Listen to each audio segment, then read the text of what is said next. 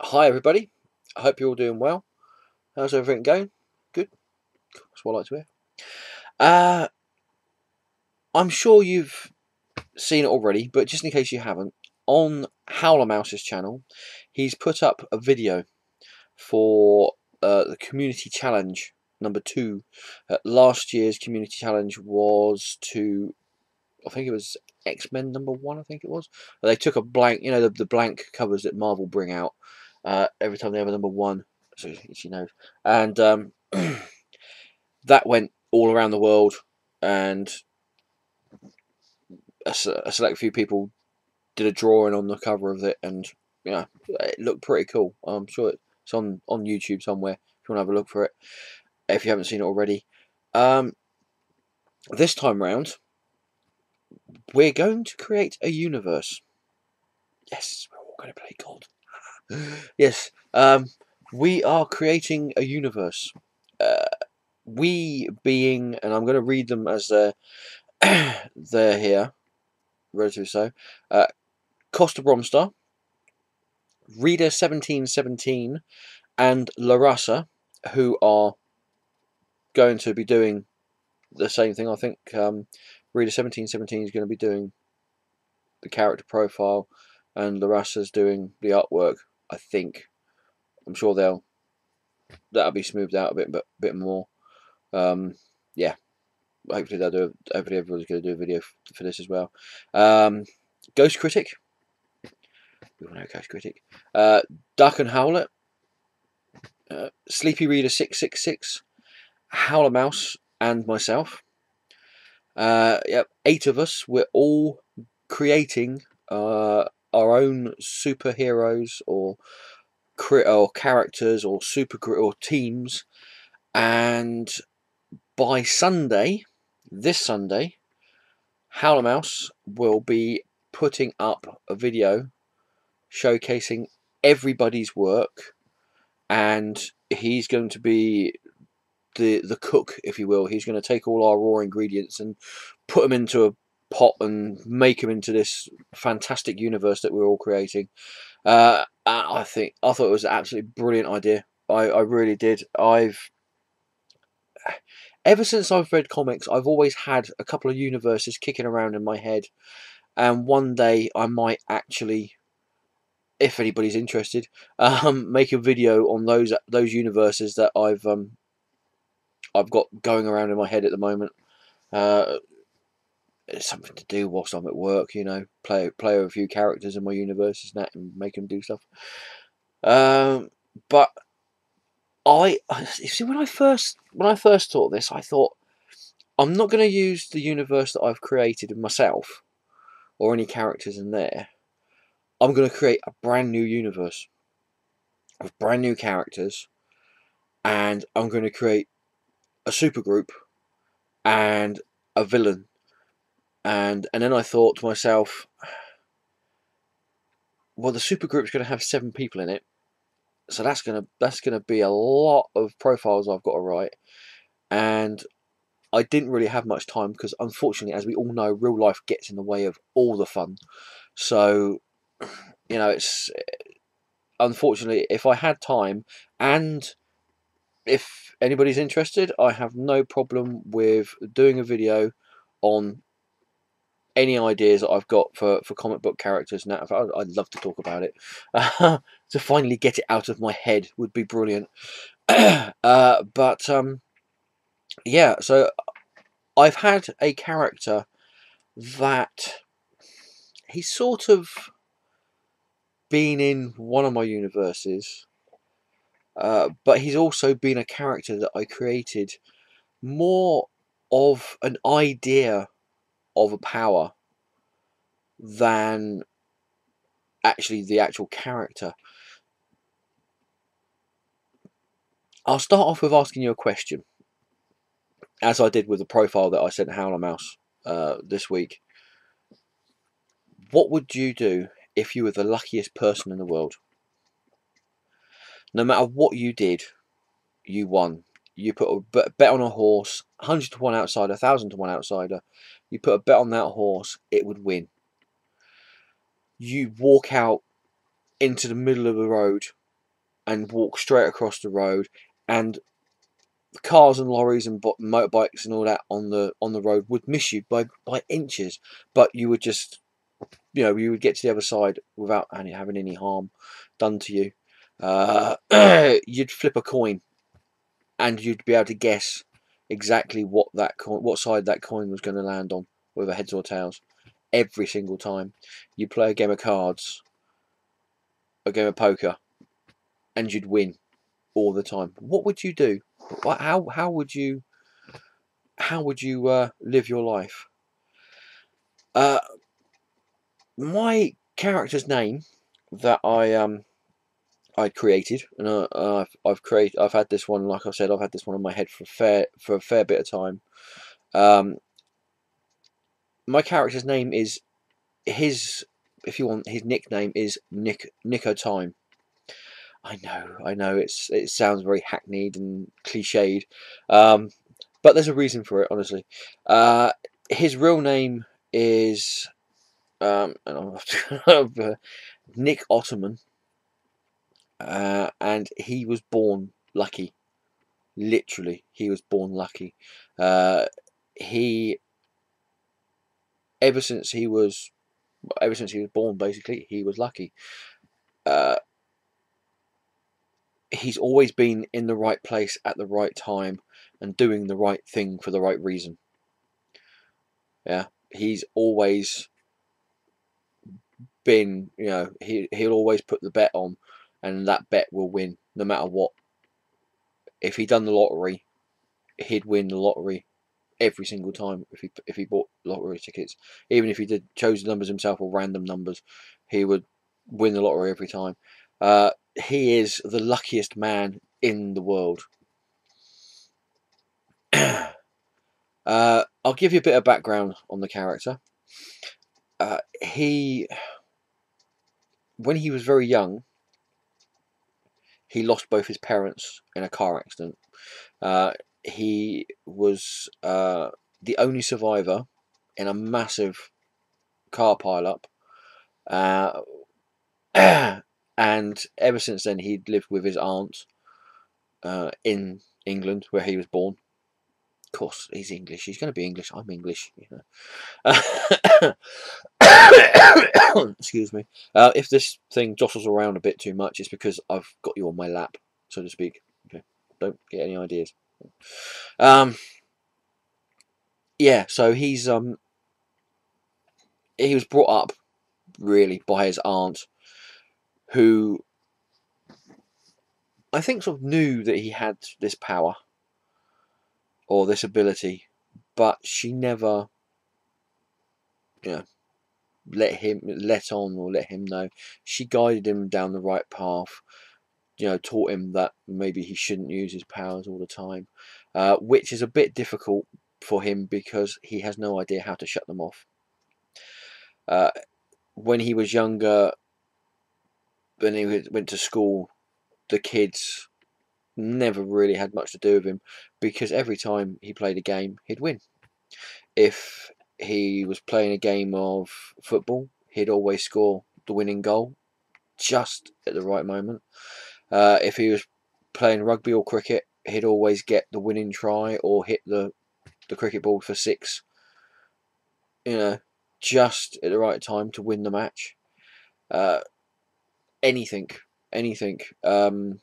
Playing jacks, he would win that. Hopscotch, he'd win that.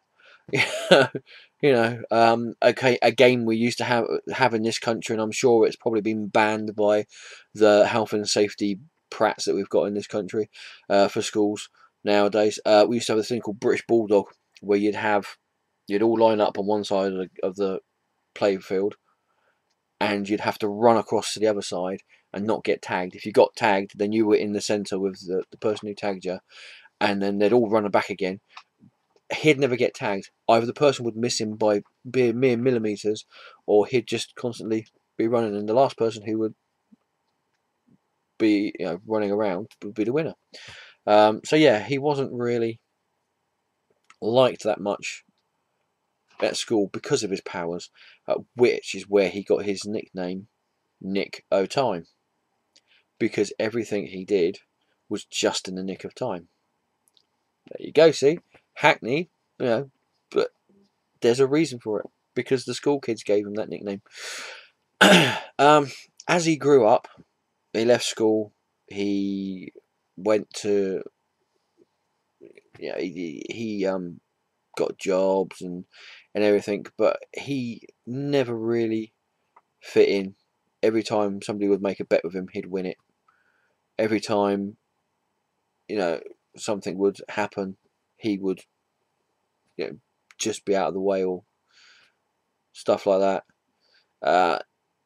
Anytime a woman showed any interest in him, he would never know if it was because his powers, his luck powers, were making her show interest in him, or whether she actually did show interest in him. And because of that, he never really trusted anybody who, come on to him in that. Some of the few friends that he's ever made, who found out about his abilities, or had an idea of his abilities, would in some way use him to gain something for themselves. Perfect case would be a work colleague would turn around to him and saying, "So who do you think would be the favourite for the 315 at Kempston, the racehorsing and that?" And he'd just, without thinking about it, say a horse's name, and they'd put that bet on that horse, and that horse would win. This is how lucky this guy is. Eventually, he figures out that he is better off on his own. He is better off without having people know that he has powers, and he has this luck power. So he keeps himself to himself. He moves around a lot. More than any reason, it's because if he stays around too much, he ends up being either found out, or people have an idea of things aren't quite right with him, so they start abusing his abilities. And right at this moment, he is living in London, in a little flat above a laundrette in London, and he's using his powers really to pay the rent and pay for food. He never puts a bet on massively. He'll go into a bookies and say put a fiver on 100-to-1 horse. The 100-to-1 horse will win. He's put a fiver on it. He'll win 500 quid. That'll be enough to pay his rent for the month, and for him to get some food and some beers and that, and go down the pub and everything. So he's a very simple man with simple needs. Simple as in, not simple as in stupid, but simple as in, he doesn't want any fuss. He doesn't want any worry or anything like that. He just does what he can to get by every day, and that's fine with him.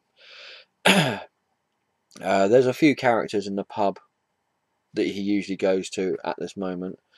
One of them is a barmaid that shows immense interest in him, but again, he never knows he doesn't know whether the only reason why she's a nice looking girl, but he doesn't know whether she's interested in him because she actually is interested in him, or she's interested in him because of his luck power.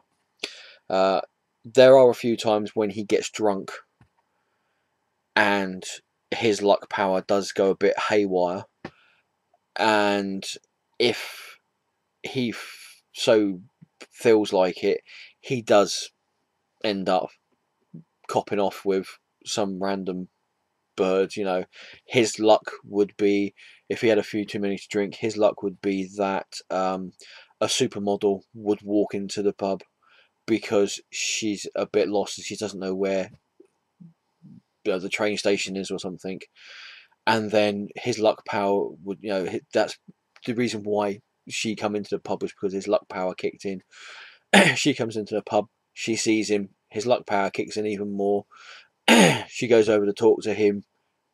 Things happen, and then the next thing you know, he's waking up next to a supermodel. Sounds like a great superpower, doesn't it? It sounds like a great power. But when you don't know if the person that you're with is there because of your abilities, or whether they're there because they actually want to be there, you know, he doesn't really know what's really going on, so to speak. So he always tries to curb his use of his power. But again, like I said, he can't turn it off. He doesn't know how to turn it off. He doesn't even know if it can be turned off. Now, on this one occasion, he goes to the bank to deposit some of his winnings into his bank account so that when the bills come out, they can be paid. When he's in there, two guys come in with shotguns, stockings over their head, armed robbery. They're gonna rob the place. Nick doesn't want any of it. He doesn't want to be involved with this. So he decides that he's going to try and get out without any fuss. He's going to slowly slip towards the front door and get out. Hopefully his luck powers will work in that way this time around. Unfortunately, they don't. The two armed robbers see him trying to get out. They both fire their guns, but his luck powers kick in. One of the armed robbers, his gun ends up jamming and backfiring, shooting himself basically in the face and not necessarily killing him, but injuring him severely enough to keep him out of the running. The other armed robber shoots his shotgun. And do you remember the Looney Tune cartoons when somebody would have a machine gun and they'd go, you know, and there'd be the outline of the whoever it is they were shooting at. There'd be the outline of that person in bullets. Well, that's what happens to Nick in the bank. He's stood there against this wall, and literally a perfect outline with the shotgun. Pellets as a perfect outline around him of the shotgun pellets in the wall. Completely freaked out by this, the other armed robber runs out of the bank straight into a couple of police officers who would just so happen to be walking in that area at that time and going into the bank to withdraw some money. What's the luck of that happening? Nick eventually gets out and goes home and hopes that that's going to be the end of it. The only problem is that the bank's CCTV cameras caught the whole of this on this whole bank robbery. Now, something I said in my my little character profile was that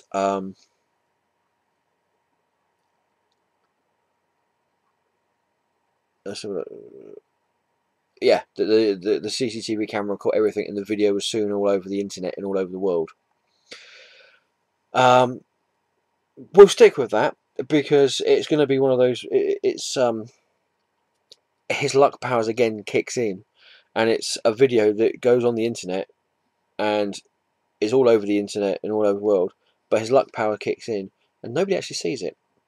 Nobody, apart from Edgar Flint, who is a multi-billionaire businessman. He is possibly the second or third richest person in the world. He loves money. He lives for money, and he will do anything for money. As long as it makes him rich and makes him more powerful, he's happy. He stumbles across this video of the bank robbery on the internet, and he he deduces, because he's a very intelligent person, Edgar Flint, he deduces that Nick has some kind of luck power. So he decides to hunt Nick down, find him, and find out, and get him to work for him to make him more money. So every time he's thinking, every time I put a bet on something, he's going to put the bet on for me. He'll win. I will win millions of pounds on betting on horses and everything. If I decide to go onto the stock market, if I buy stock in anything low, that stock will suddenly rise. I'll be able to sell it at a higher rate, and then I'll make even more money. This is how Edgar Flint's mind works. He only only lives to make himself more richer and make himself more powerful. Eventually, Edgar finds Nick. He gives him the proposition of working for him, but Nick's not interested. He is absolutely not interested whatsoever. He just flat down says, no way, I'm not going to work for you. You can go, I don't care, not interested whatsoever. The thing is with Edgar Flint, is that he's not the kind of person that you say no to and end up getting away with it. So, enraged by the fact that Nick would just flat down refuse his offer of making him rich, making Edgar rich, Edgar Flint decides that if he can't have that power and control that power, then nobody should be able to. There's nobody in the world that should be allowed to be as lucky as Nick Ottoman is. So he decides that he's going to send out a load of assassins to kill Nick. Now, normally in this case, the fact that somebody actually approached him and said, I know you have this power, I want you to make me rich with this power, I want you to use that power for my advantage, Nick would get out of there without he would just be gone and nobody around there would ever see him again. The only problem is before he even had a chance to leave, the assassins started to turn up in the area and started to try to kill him. Of course, Nick's powers won't allow him to be killed. If an assassin, I'll give you an example. There's one of the assassins who is on a rooftop with a sniper's rifle. He has got Nick in his sights, and just as he's about to fire, he shoots his gun, and just as the bullet's about to hit Nick bends over to pick up a 5p piece off the floor, and the bullet just goes straight over the top of him, embeds itself in the wall. When Nick sees this and he realizes what's going on, he then realizes that he can't leave that place this time, because of all the people that are there that he has in some way or other made friends with. They're going to be in danger. All the people in the pub that he goes into are going to be in danger. Another thing that happened was a guy comes into the pub and he has a machine gun.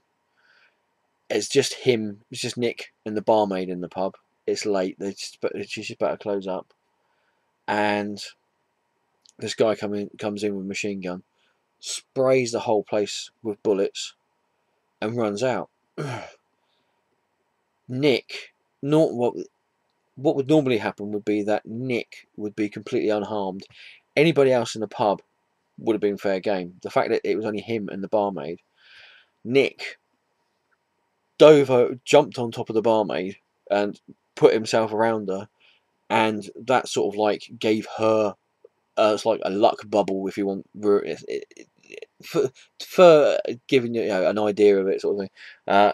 Trapped her in a luck bubble, sort of thing. So the bullets not only missed Nick, but because he was shielding her, it also missed her as well, and the bullets just went flying everywhere, and completely wrecked the whole pub, and you know, they ended up getting up without any harm or damage done to them. So that's when Nick realizes that he can't leave that place because of all these people coming to this place to try and kill him. He's got to try and save the people who he is unwittingly and not his fault has put into danger because of Edgar Flint. Now there is howlermouse gave us a questionnaire as well to fill out, which would give him a bit more of an idea of the character, what he looked like, and everything. I won't go through all the questions because there were a lot of questions there, and this will go on for ages if I read out every single question I answered on the character. But I'll give you an idea of some of it. As I said, when Nick was very young, about 2 or 3 years old, he was the sole survivor of a massive car accident, you know, car pile-up that happened on the motorway, and there was about like 10 cars and lorries and that, and everybody died, and he was the only survivor. There's also been occasions where, without thinking, like I said, he'd walk out into the middle of the road when he was younger, and cars would swerve to miss him, and he'd just go past them without any damage to them, but then they'd crash into like a tree or a lamppost or into another car and that. So all his life, knowing this and knowing that he's lucky, he's never known whether he actually generates the luck, or the luck is, you know, part of him, or whether he, you know, almost like a luck magnet, or whether he siphons the luck off of other people. Because if you think about it, if he's winning bets, there's going to be people who are losing bets. If he is in a car accident and a serious car accident, and he walks away without a scratch, chances are the person who's with him isn't going to be so lucky. So he's never known whether he is, for sake of a phrase, a luck generator or a luck leech, sucking out luck from other people and not being able to turn this power off and not having any real control over it, taking luck from other people and using it for himself. So he's always been, that's just one of the reasons why he's very wary of making big bets. Also, he doesn't want to put any attention to himself by ending up winning the national lottery or the Euro Millions or whatever, or putting a bet on the Grand National, and then on the 1,000 to 1 outsider putting £100 on that and getting £100,000.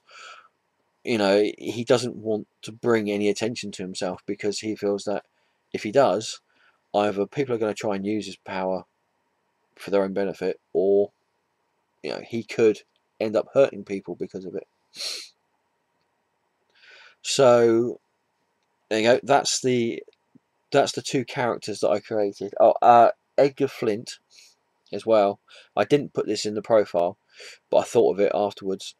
Edgar Flint made his money in business, but his parents were in business as well.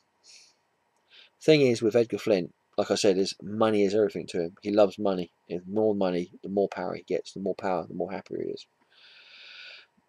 His parents died mysteriously when he was around about 18, 19, just old enough to inherit the massive amounts of fortunes that his parents had built up over their lifetime. There was rumblings of things that maybe he had something to do with the fact that they died. The fact that they were in a room, both asleep, and somehow a load of carbon monoxide gas happened to be in the room, even though there wasn't any, any gas heaters or that in their bedroom. Yeah, so there was rumblings and rumours that maybe he had a hand in it, but no actual evidence to prove that he had actually killed his parents to get to their money in that.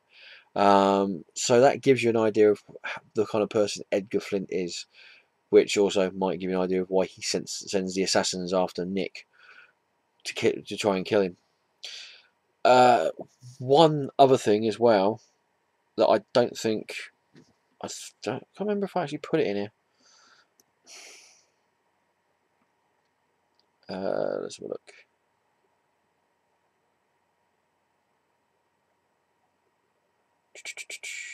I can't remember if I put it in here, but Nick also doesn't know if he's immortal or not. He's the luckiest guy in the world. He can't be killed. It has been proven time and time again that he can't be killed. But he doesn't actually know if he can actually die either. He doesn't know if his luck powers will keep him alive forever. So far, he's in his late 20s, early 30s, and every time he's come to have an accident, he's walked away without a scratch. Being the luckiest person in the world could mean that, and as well as that, he's also noticed that he hasn't aged since about the age of about 25, 26. He hasn't got any older. He hasn't had any wrinkles. He hasn't had any grey hairs. People that he knows from when he was going to school and he bumps into on his travels around the country and the world and that, to try and get away from people who he's met, he's noticed that they've gotten older, but he hasn't. And that seems to be a side effect of his luck powers. He's lucky enough to not seem to age. So he doesn't know whether he's immortal or not because of his luck powers. So yeah, there's a bit of extra bit for you there, howlermouse. I can't remember if I put that in or not in the questionnaire, but there you go.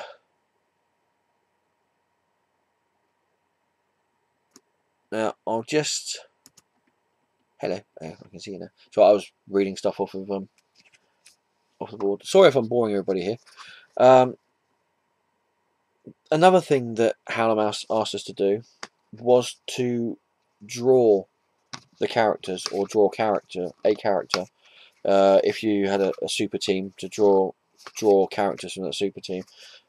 That's one of the reasons why I chose to only create 2 characters. One was because of all the profiles that I would have had to create, like I said, and 2, I can't draw. I really can't draw. I will show you how bad my drawing is. I can't believe I'm going to do this. Years ago, I used to love drawing. I never really could draw, but I could draw if I had a picture of somebody. I could sort of draw like a caricature sort of thing of the person.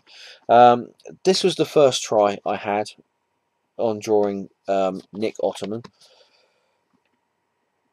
That's terrible, absolutely terrible. And then I decided, well, I know a bit about drawing. I know all about the squares and the circles, and you build up the body and all that. So I decided to try and draw him again, but bigger, using techniques that I knew were about. The only thing is I didn't have an eraser at the time, so so that's my second attempt of doing him, which. Yeah. So I decided I was going to get some references for the 2 characters I created, and luckily enough, I had 2 comics over there that I got these references. One is a poster for the Matrix music from the motion picture, the Matrix CD from the motion picture. This is what I used. Yes, it's Keanu Reeves, I know. I basically used this more for the way the coat flowed and the body you know, the size of his body and that, not because of the way he looks. I mean, Nick, the character Nick Ottoman, wears sunglasses, so it just so happens that it would work like that. So using that as a starting point, so to speak, this was what I come up with for Nick Ottoman. And remember, I cannot draw. Okay, it's been years since I drew anything, so my drawing skills they weren't that much in any case, but they're well out the window now. Here is Nick Ottoman, or a representation of Nick Ottoman anyway. Short spiky hair, sunglasses, an old battered leather jacket that he wears, always wearing a t-shirt and jeans and trainers. Nothing special, nothing outlandish. Now, in complete contrast with that, Edgar Flint is a businessman. He is entrepreneur, multi-billionaire, one of the richest people in the world. So I needed somebody with a bit more for want of a better phrase, more elegance, more power, sort of thing to him. And I found this old advert for a DC 4-issue miniseries called Mr. E. Now remember, these pictures, I'm not, like I said, I can't draw really unless I've got some kind of reference. I'm not ripping off the original artists and that. It's mainly for a visual thing for me to look at, so that I can either recreate that but twist it to my own needs. I'll show you the original. That's what I used for the original.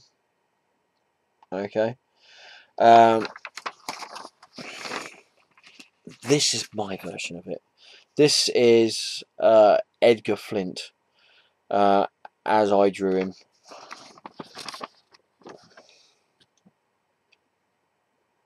There you go. He, like I said, I used that as a reference more than anything else for the body shape and the way the coat flowed. Edgar Flint would be the kind of person who you would see in a suit and tie all the time. He'd almost wake up in a suit and tie.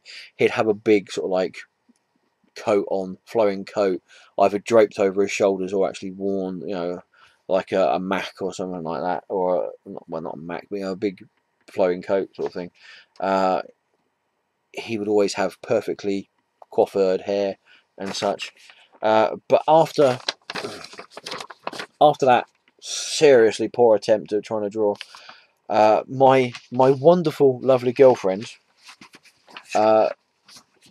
tried to help me out, and she come up with this. And I think this is a relatively decent representation of what I would expect Edgar Flint to look like. I'll show you there. See, she can draw. Okay. Yeah, so that would be what Edgar Flint would look like. Yeah, and that's the picture that I sent to howlermouse as well. So yeah, there you go. That is the two characters that I created for this new universe that we're all creating. It's been nearly 40 minutes I've been talking about this, so I will go back again and remind everybody of everyone who is involved in this. You have got Koestenbraumstar, Reader1717 and LahRasa. They're teaming up together to create their characters. Ghostcritic, Daken Howlett, Sleepy Reader 666, howlermouse, and obviously myself as well.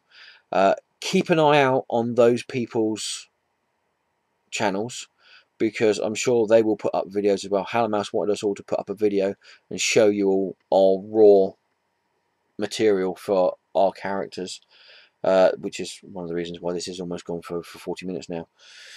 So